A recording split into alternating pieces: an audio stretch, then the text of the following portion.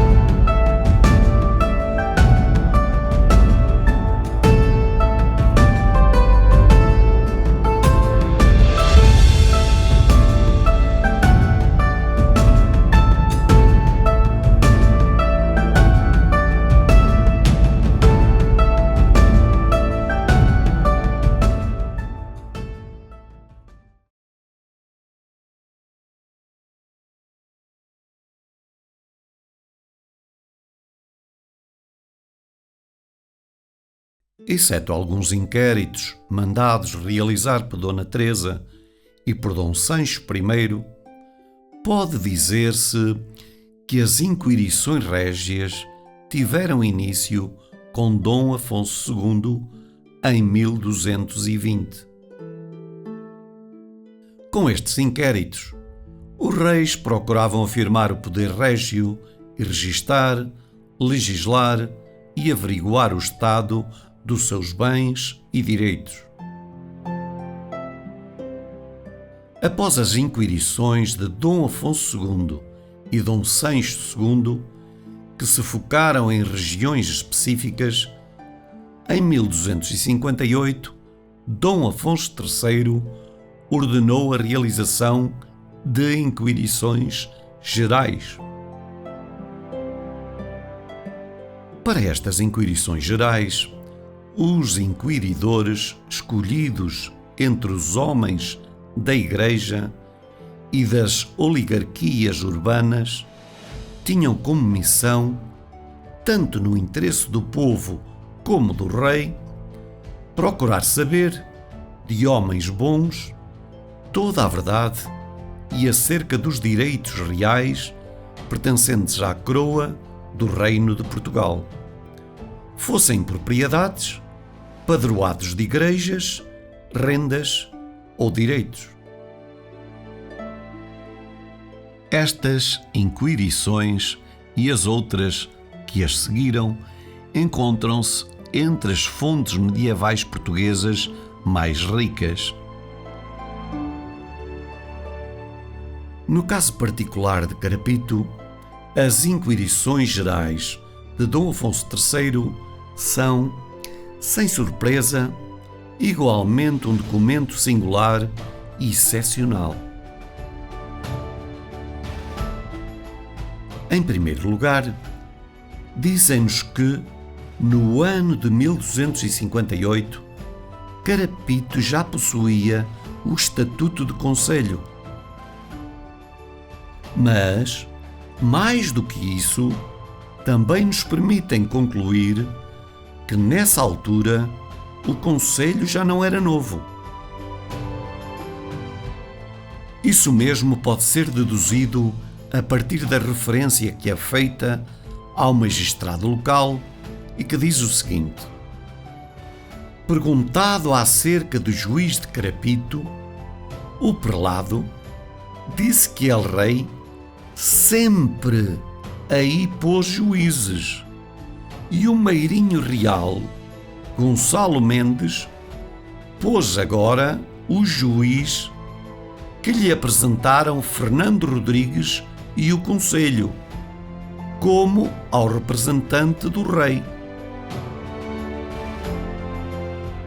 O meirinho real era o oficial encarregado de executar a justiça régia, fiscalizar a sua aplicação e representar o rei em diversas ações de âmbito local.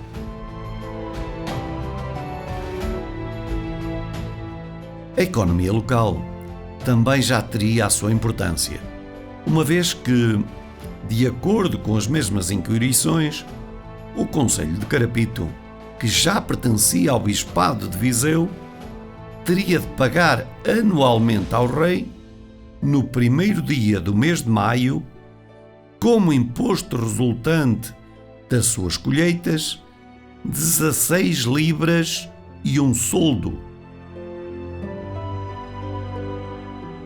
As Inquirições Gerais de Dom Afonso III mostram ainda que, em 1258, a Igreja de Carapito já se encontrava instituída e a vila era pertença de cavaleiros. Quod Vila de Carapito est de militius, ou, em português, a Vila de Carapito pertence aos cavaleiros.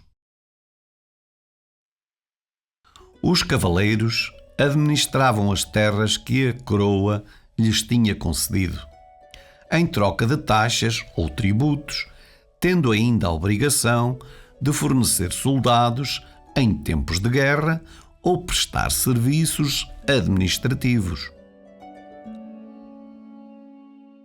Um exemplo de serviços prestados foi a participação de combatentes de Carapito na chamada Hoste de Pinhel, comandada por Dom Sancho I em 1199, evento também referido nas Inquirições de Dom Afonso III.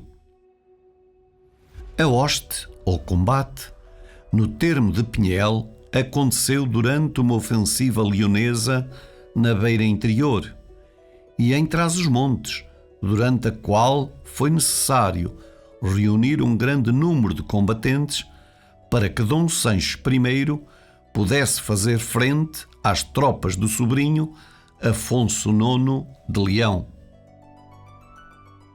Outro documento de 1258, com data de 12 de julho, onde Carapito é referido e que aponta já para a sua independência, é a Carta de Foral de Aguiar da Beira.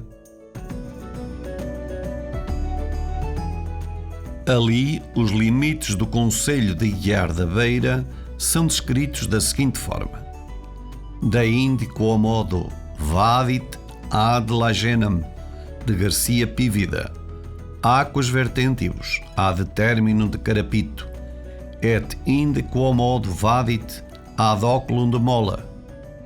Ou, em português, daí como vai à laje de Garcia Pívida, águas vertentes ao termo de Carapito, e daí como vai ao olho da Mó. Estas referências a Carapito surgem apenas 119 anos após a fundação do Reino de Portugal, mas não são as primeiras.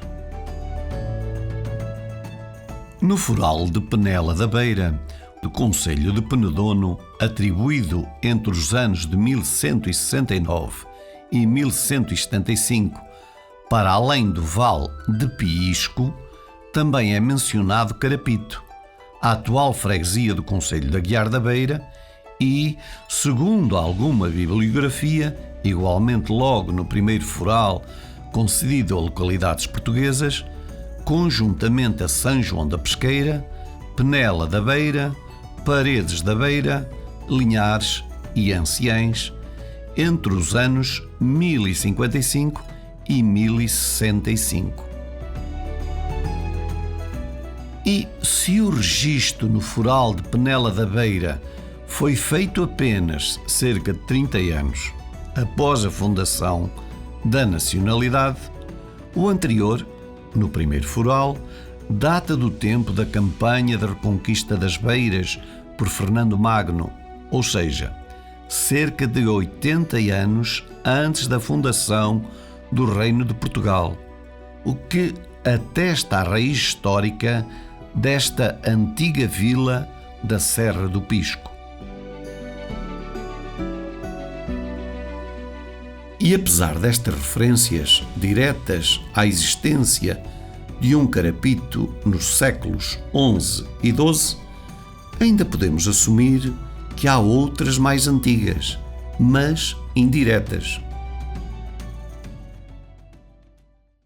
No testamento de Dona Flâmula Rodrigues de 1 de julho de 960, em que é referida a doação de 10 das suas fortificações ao Mosteiro de Guimarães, sendo uma delas a de Trancoso, verificamos que fazem ainda parte da doação outros castelos e povoações que se encontrassem na vizinhança. A conclusão não é imediata. Mas se atendermos ao original em latim, é possível obter mais alguns esclarecimentos. O testamento refere em concreto cum alias penellas et populaturas que sunt in ipsa Extremadura. As penelas ou penas eram pequenos castelos roqueiros. Como sabemos, uma das freguesias do atual concelho de Aguiar da Beira é precisamente Pena Verde, cujo substantivo pena significa monte fortificado ou penedo, em que antigamente se construíam castelos. Assim, não é muito difícil concluir que em 960, pelo menos Aguiar da Beira, cuja fortificação ao castelo já não era novo no século XII, seria uma dessas penellas et populaturas na redondeza de Trancoso, tal como Carapito e Pena Verde. Tal como vimos num episódio anterior, a Diocese de Viseu teve a sua gênese em meados do século VI.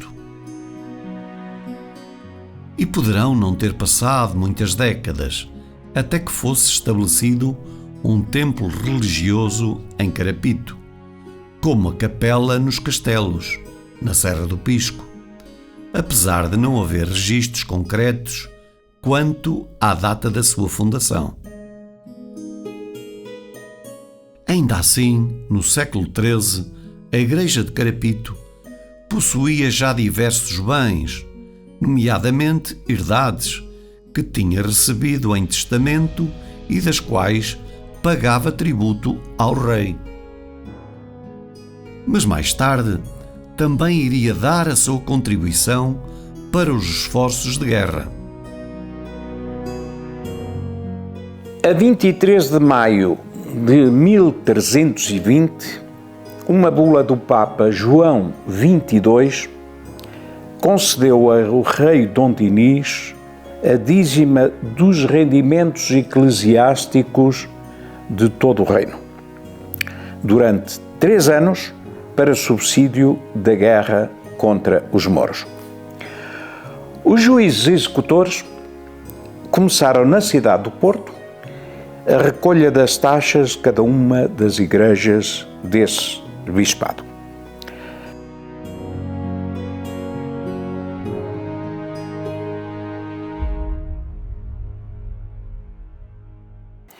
Seguiram-se os bispados de Braga e Lamego e no dia 23 de janeiro de 1321 o bispado de Viseu, com a recolha das taxas a ter lugar em Viseu.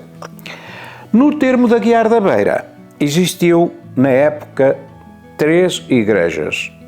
A de São Pedro, que foi taxada em 220 libras, a de Santo Eusébio, taxada em 200 libras, e a de Santa Maria de Carapito, taxada em 70 libras.